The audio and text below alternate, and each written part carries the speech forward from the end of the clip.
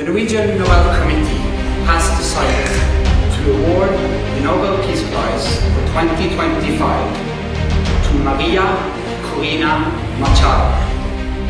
এ যেন আশার ঘুরে বালি। শান্তিতে নোবেল পেলেন না ট্রাম্প, তবে কি নরওয়ের উপর নেমে আসছে অশান্তির ঝড়?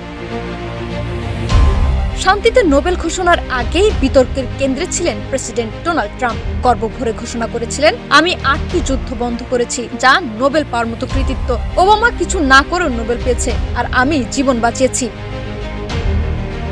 উল্লেখ্য, 2009 সালে মাত্র 8 মাস ক্ষমতায় থাকার পর বারাক ওবামা নোবেল পান, আর তারপর থেকেই ট্রাম্পের ক্ষোভ ছিল তীব্র। তিনি দাবি করেন, ওবামা আমাদের দেশ ধ্বংস করেছে আর আমি তা বাঁচিয়েছি। কিন্তু ভাগ্যের চরম উপহাস, এবারও নোবেল হাতছাড়া হলো ট্রাম্পের।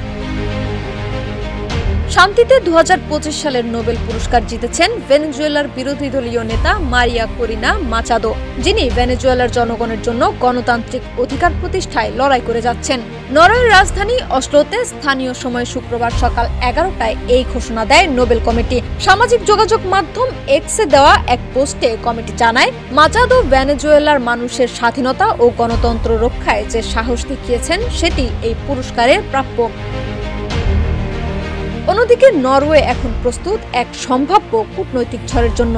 নোবেল না পাওয়ার ক্ষোভে আবারও জ্বলে উঠতে পারেন ট্রাম্প, এমনটাই আশঙ্কা করছেন নরওয়ের স্থানীয় বিশ্লেষকরা। তাদের ধারণা, ট্রাম্প আবারও প্রেসিডেন্ট নির্বাচনে এগিয়ে থাকায় পুরস্কার না পাওয়ায় তিনি নরওয়ের উপর অর্থনৈতিক চাপ, এমনকি শুল্ক আরোপের মতো পদক্ষেপও নিতে পারেন।